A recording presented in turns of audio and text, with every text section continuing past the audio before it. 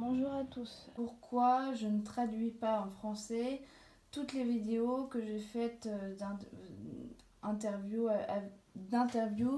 avec des hispanophones? Je vous remercie d'ailleurs d'être aussi réactif quand je mets une vidéo en espagnol sans traduction parce que je me rends compte que je fais pas du si mauvais travail que ça. Je fais beaucoup de contenu bien. Merci d'être aussi réactif. Et vous inquiétez pas, je posterai d'autres vidéos en français. Soyez patients parce que déjà, premièrement, je suis enceinte. Je vais avoir ma césarienne, j'ai programmé ma césarienne pour le 1er avril.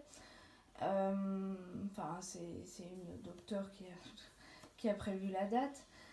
Ensuite, je sais qu'il y a peu de personnes qui savent combien met de temps un traducteur pour traduire bien.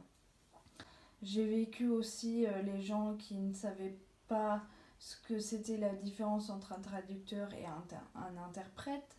Je vous laisse vérifier sur Google pour ceux qui ne savent pas. Et oui, la traduction, donc moi je me suis dit que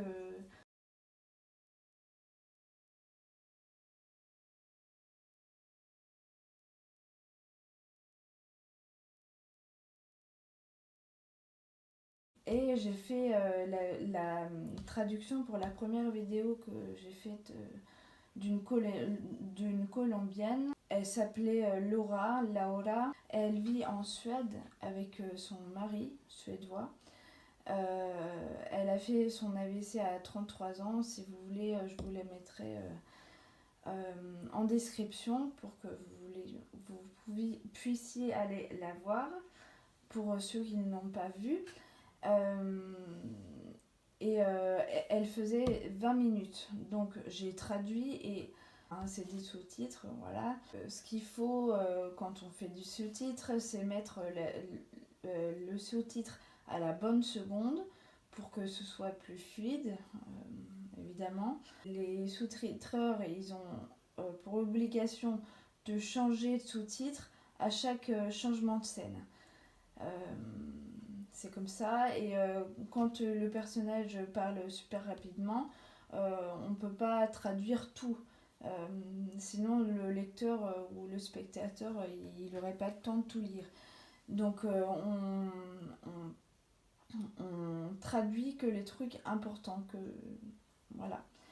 Je devais compresser mes sous-titres, compresser ma traduction, et ça m'a pris bien 2 heures pour 20 minutes. Je vous laisse imaginer combien de temps ça m'a pris pour filmer la vidéo, pour éditer, monter la vidéo, pour l'exporter, pour l'importer sur YouTube, pour faire les sous-titres, faire les sous-titrages, etc. Ça m'a pris un temps fou. Et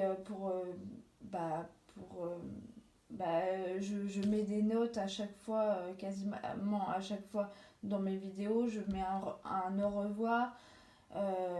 Souvent, je mets un résumé au début. J'essaye de faire ça bien. Je mets des musiques. Donc voilà. Ça prend du temps. Vous voyez que le résultat final, mais derrière, moi j'ai travaillé je sais pas, pour une vidéo d'une demi-heure par exemple, j'ai travaillé 2 ou 3 heures. Je pense que vous vous imaginez quel temps ça me prend de faire des vidéos. C'est pas juste filmer.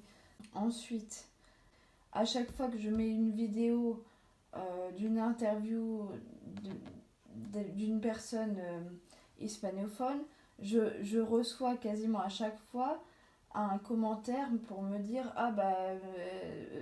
est-ce que tu peux traduire s'il te plaît. Oui, je sais, je sais, je sais.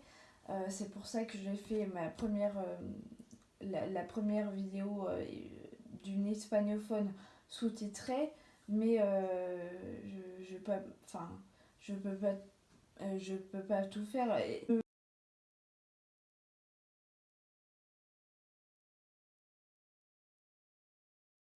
Je ne vous oublie pas, vous êtes les premiers à m'ajouter enfin, à vous abonner sur ma chaîne et et je ferai toujours des vidéos en français, toujours.